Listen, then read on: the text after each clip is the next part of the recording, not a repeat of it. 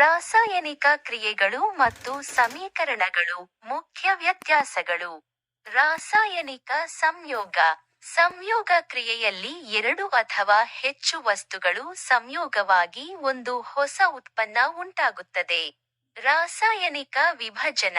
ವಿಭಜನಾ ಕ್ರಿಯೆಯಲ್ಲಿ ಒಂದು ವಸ್ತು ವಿಭಜನೆಗೊಂಡು ಎರಡು ಅಥವಾ ಹೆಚ್ಚು ವಸ್ತುಗಳು ಉಂಟಾಗುತ್ತವೆ. ರಾಸಾಯನಿಕ ಸ್ಥಾನಪಲ್ಲಟ. ಹೆಚ್ಚು ಕ್ರಿಯಾಶೀಲ ಧಾತುವು ಸಂಯುಕ್ತದಲ್ಲಿನ ಕಡಿಮೆ ಕ್ರಿಯಾಶೀಲ ಧಾತುವನ್ನು ಸ್ಥಾನಪಲ್ಲಟಗೊಳಿಸಿದಾಗ ಸ್ಥಾನಪಲ್ಲಟ ಕ್ರಿಯೆ ನಡೆಯುತ್ತದೆ. ರಾಸಾಯನಿಕ ದ್ವಿಸ್ಥಾನಪಲ್ಲಟ. ದ್ವಿಸ್ಥಾನಪಲ್ಲಟ ಕ್ರಿಯೆಯಲ್ಲಿ ಎರಡು ವಿಭಿನ್ನ ಅಣುಗಳು ಅಥವಾ ಅಯಾನುಗಳು ವಿನಿಮಯಗೊಳ್ಳುತ್ತವೆ.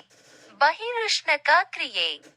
ರಾಸಾಯನಿಕ ಕ್ರಿಯೆಯಲ್ಲಿ ಉಷ್ಣ ಬಿಡುಗಡೆಯಾಗುವ ಕ್ರಿಯೆಗಳನ್ನು ಬಹಿರುಷ್ಣಕ ಕ್ರಿಯೆಗಳು ಎನ್ನುವರು.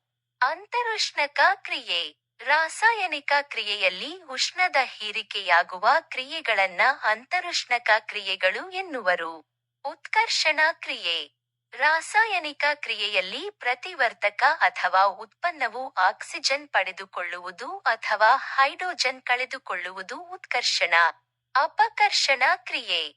ರಾಸಾಯನಿಕ ಕ್ರಿಯೆಯಲ್ಲಿ ಪ್ರತಿವರ್ತಕ ಅಥವಾ ಉತ್ಪನ್ನವು ಆಕ್ಸಿಜನ್ ಕಳೆದುಕೊಳ್ಳುವುದು ಅಥವಾ ಹೈಡ್ರೋಜನ್ ಪಡೆದುಕೊಳ್ಳುವುದು ಅಪಕರ್ಷಣ. ನಶಿಸುವಿಕೆ. ಲೋಹವು ತನ್ನ ಸುತ್ತಲಿನ ವಸ್ತುಗಳಾದ ತೇವಾಂಶ, ಆಮ್ಲಗಳು ಇತ್ಯಾದಿಗಳೊಡನೆ ವರ್ತಿಸಿ ಹಾಳಾಗುವ ಪ್ರಕ್ರಿಯೆಯೇ ನಶಿಸುವಿಕೆ. ಉದಾಹರಣೆ, ಕಾಲ ಕ್ರಮೇಣ ಉಂಟಾಗುವ ಬೆಳ್ಳಿಯ ಮೇಲಿನ ಕಪ್ಪು ಕಲೆಗಳು ಮತ್ತು ತಾಮ್ರದ ಮೇಲಿನ ಹಸಿರು ಕಲೆಗಳು. ಕಮಟುವಿಕೆ. ಗಾಳಿಗೆ ತೆರೆದಿಟ್ಟ ಕೊಬ್ಬು ಮತ್ತು ಎಣ್ಣೆಯ ಪದಾರ್ಥಗಳು ಉತ್ಕರ್ಷಣಗೊಂಡು ಅವುಗಳ ವಾಸನೆ ಮತ್ತು ರುಚಿ ಬದಲಾಗುವುದನ್ನು ಕಮಟುವಿಕೆ ಎನ್ನುವರು. ಉದಾಹರಣೆ, ನೀರು, ಗಾಳಿಯ ಸಂಪರ್ಕಕ್ಕೆ ಬಂದ ತುಪ್ಪ, ಎಣ್ಣೆಗಳ ಹಾಳಾಗುವಿಕೆ.